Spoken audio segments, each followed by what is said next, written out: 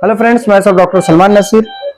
Welcome to our YouTube channel Medicos Lifeline. Today we will discuss about cerebrospinal fluid analysis.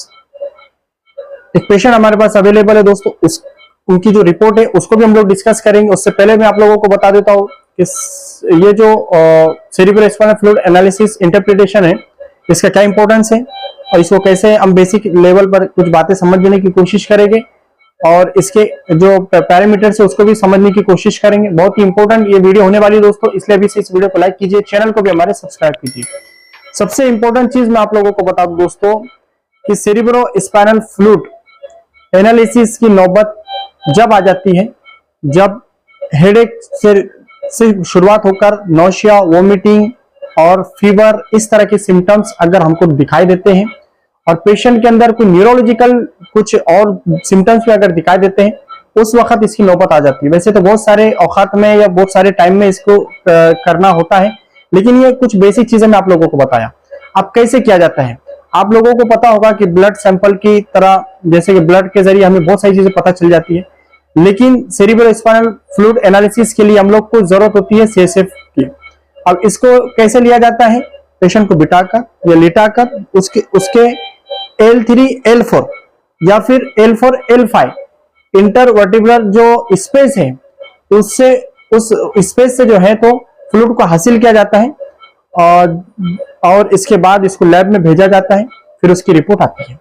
इससे हमें क्या क्या पता चलता है दोस्तों, मेनिंजाइटिस जो होता है, जो अलग अलग तरीके बैक्टीरियल, वायरल इंफेक्शन या फिर ट्यूबरकुलोसिस का कोई इंफेक्शन है या फिर फंगल इंफेक्शन है, तो इसके जरिए से CSF जो फ्लूइड एनालिसिस के जरिए ये चीजें हमें पता चल सकती है और इसके साथ हम इसके आगे का जो है तो लाइन ऑफ ट्रीटमेंट में आसानी होती है।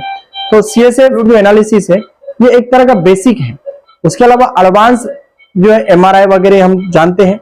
और अब इसमें जो पैरामीटर, जिस तरह दोस्तों ब्लड के अंदर हम लोग RBC, WBC, प्लेटलेट्स के इंपोर्टेंट को जानते हैं, सेम एज इट इज इसमें भी CSF के अंदर CSF glucose, CSF protein, CSF RBC और CSF ग्लूकोज, ये चीजें इंपॉर्टेंट होती हैं।